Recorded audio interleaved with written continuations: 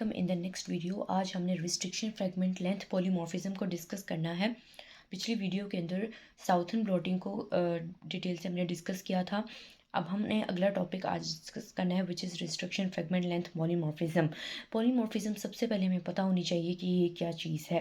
Polymorphism is a change in the genotype that can result in no change in phenotype. यानी genotype में ऐसा change आए, genotype is a genetic constitution of the individual. Genotype में ऐसा change आए जो जिसकी वजह से जो पर्सन है उसकी ज़ाहिरी हालत में कोई तब्दीली नहीं है। यानी फिनोटाइप उसकी जो फिजिकल अपीयरेंस है, उसका आई कलर, हेयर कलर, उसमें कोई चेंज नहीं आ रही जीनोटाइप में चेंज की वजह से, या फिर change in the phenotype that is harmless, यानी या फिर फिनोटाइप में चेंज आए जो कि हार्मलेस है। आप देख सकते हैं इसको, मैं अब आसान अल्फाज में एक्सप्लेन मज़ीद करती हूँ कि दो लोग हैं, उनके जीनोम्स जो है ना आपस में 99.5% आइडेंटिकल होते हैं। यानी 6 बिलियन बेस पेयर्स अगर एक ह्यूमन जीनोम के अंदर हैं तो वेरिएशन कितने में आती है? 30 मिलियन बेस पेयर्स में आती है सिर्फ और सिर्फ। अब ये जो वेरिएशंस होती हैं ये क्यों आती हैं? ये पॉलीमॉर्फिज्म ये कंसेप्ट है, इसकी वजह से जेनेटिक वेरिएशंस आती हैं। अब होता क्या है पॉलीमॉर्फिज्म्स के अंदर, क्या होता है कि ज़्यादातर पॉलीमॉर्फिज्म्स ना उन जीनोम के अंदर होती है जो प्रोटीन्स के लिए कोड नहीं करते, यानी इंट्रोन्स के अंदर ये ज़्यादातर होती है। ठीक है, अब रिस्ट्रिक्शन फ्रेगमेंट लेंथ पॉलीमॉर्फिज्म, इसको हमने एक्सप्लेन करना है। इसकी डेफिनेशन क्या है?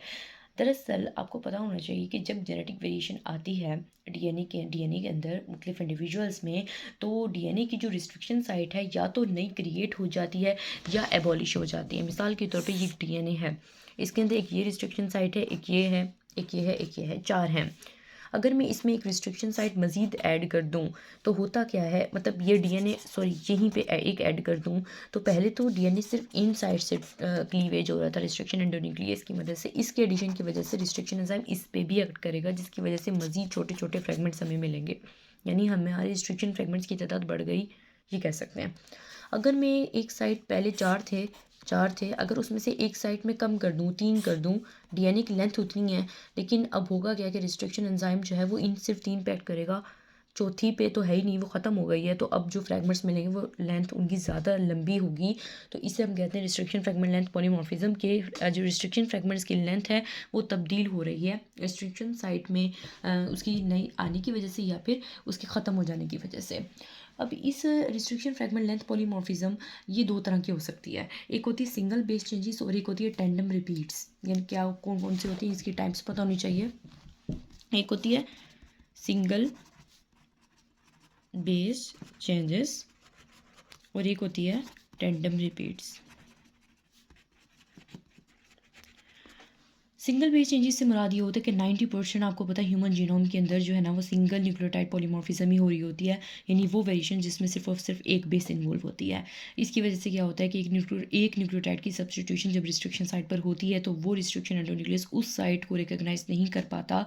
ठीक है, या फिर ऐसा हो सकता है कि पॉइंट म्यूटेशन की वजह से नई रिस्ट्रिक्शन साइट ऐड भी हो सकती है। तो दिस इज़ द प्रोसेस। ठीक है, सिंपल आपने इसको इसी तरीके से याद करना है। टेंडम रिपीट्स क्या होते हैं कि क्रोमोसोमल डीएनए में बाज़ औक़ात ऐसी पॉलीमॉर्फिज्म्स हो जाती हैं कि टेंडम रिपीट्स की प्रेजेंस जो है ना, टेंडम रिपीट्स होते क्या हैं, जैसे सीक्वेंस ऑफ डीएनए होता है। मिसाल के तौर पर सीजीसी कोई सीक्वेंस है, ये बार बार रिपीट हो रहा था डीएनए के अंदर, इसे हम टेंडम रिपीट्स कहते हैं। शॉर्ट सीक्वेंसेस ऑफ डीएनए होते हैं जो जीनोम के अंदर बार बार स्कैटर्ड लोकेशंस में पहले एक जगह एक रिपीट होगा, फिर थोड़े वक्फे बाद दोबारा से सीजीसी आ जाएगा। तो इसकी तादाद जो है वो डिफरेंट होती रहती है। इसके नंबर ऑफ टेंडम रिपीट्स की प्रेजेंस की बुनियाद पर भी पॉलीमॉर्फिज्म हमें देखने को मिलती है। अब आप ये सोच रहे होंगे कि पॉलीमॉर्फिज्म का काम क्या है। हम इसको मुख्तलिफ डीएनए म्यूटेशंस को डिटेक्ट करने के लिए इस्तेमाल कर सकते हैं। मिसाल के तौर पे हमने क्रोमोसोम्स को अगर पेरेंट्स से ऑफस्प्रिंग में ट्रेस करना है तो हम इस्तेमाल कर सकते हैं रिस्ट्रिक्शन फ्रेगमेंट लेंथ पॉलीमॉर्फिज्म का।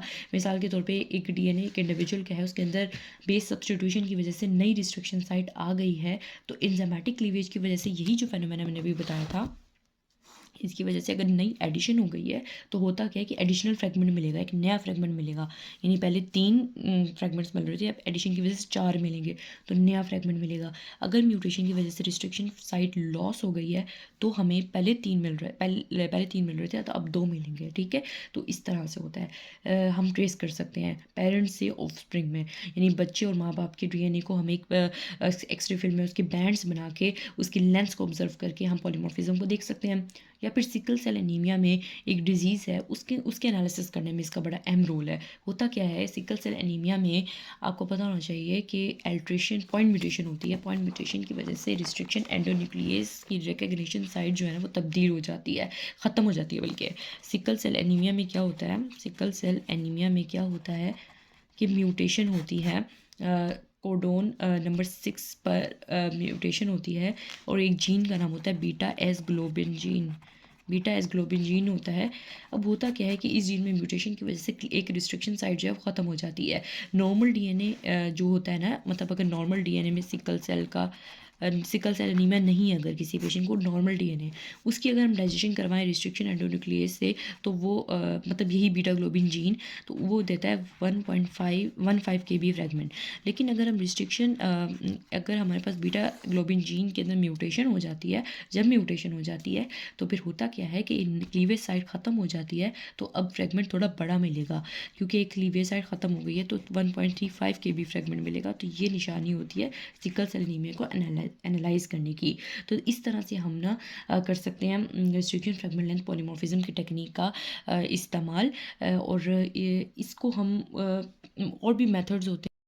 फिर हमने अगर एक बच्चा है, ठीक है, अभी वो पैदा नहीं हुआ लेकिन हम पहले से उस जानना चाहते हैं कि जेनेटिक डिजीज़ उसके अंदर है या नहीं, ठीक है, तो हम क्या करेंगे, उसके ब्लड सेल से उसके एमनियोटिक फ्लूइड या कोरियोनिक फ्लूइड से डीएनए लेंगे और फिर उसके अंदर रिस्ट्रिक्शन फ्रेगमेंट लेंथ पॉलीमॉर्फिज्म करेंगे, डीएनए को एम्प्लीफिकेशन पीसीआर यानी पॉलीमरेज चेन रिएक्शन से डीएनए की एम्प्लीफिकेशन करेंगे और डीएनए को एनालाइज करेंगे रिस्ट्रिक्शन फ्रेगमेंट लेंथ पॉलीमॉर्फिज्म का। ये भी एक इंपॉर्टेंट मेथड होता है, ठीक है। इस तरीके से हमारा जेनेटिक्स काफ़ी हद तक कवर हो गया है, ठीक है। अगर आपको वीडियो पसंद आई हो तो प्लीज़ लाइक, सब्सक्राइब और शेयर कर दीजिएगा।